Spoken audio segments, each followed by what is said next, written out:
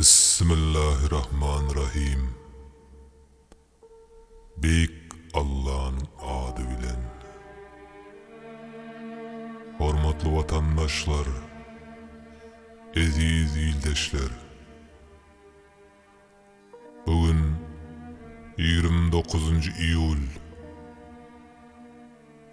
Biz bugünü matam günü deyip ilan etmeyi makul bildik.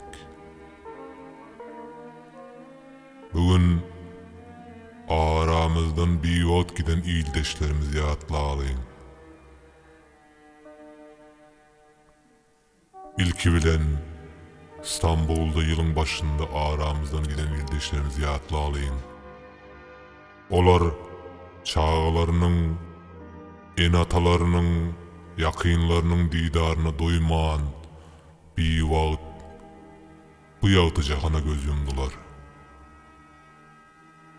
Beyik Allah'ım iki dünýälerini awat eylesin.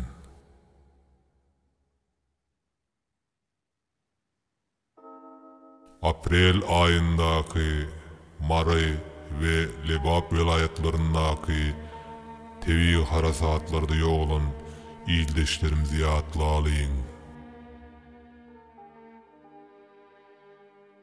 Bu harasat adamlaryň diňe öýlerini ýykman, gynansak da köp maşgalalary ýasa büredi. Yatan yerleri ýagty, jaýlary cennet bolsun.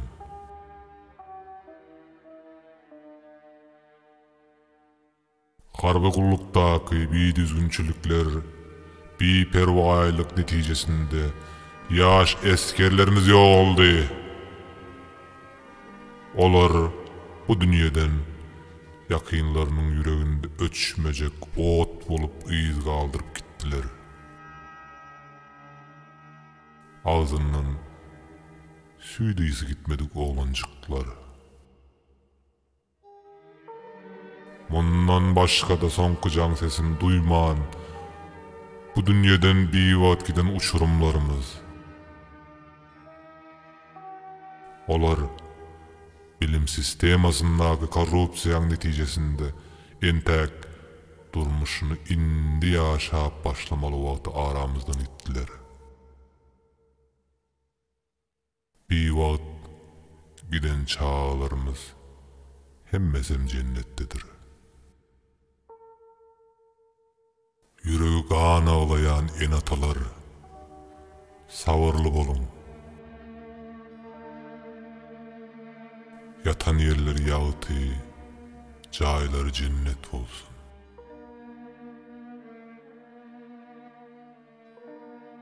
Bu vatandaşlarımız bugünden başlap Türkmen halkynyň, milletiň ýadynda ebedi galar.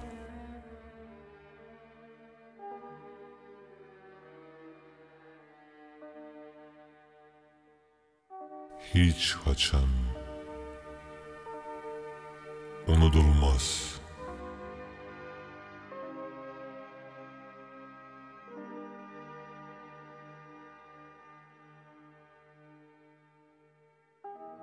Bu elhenç tarihin pidalary unudulmaz.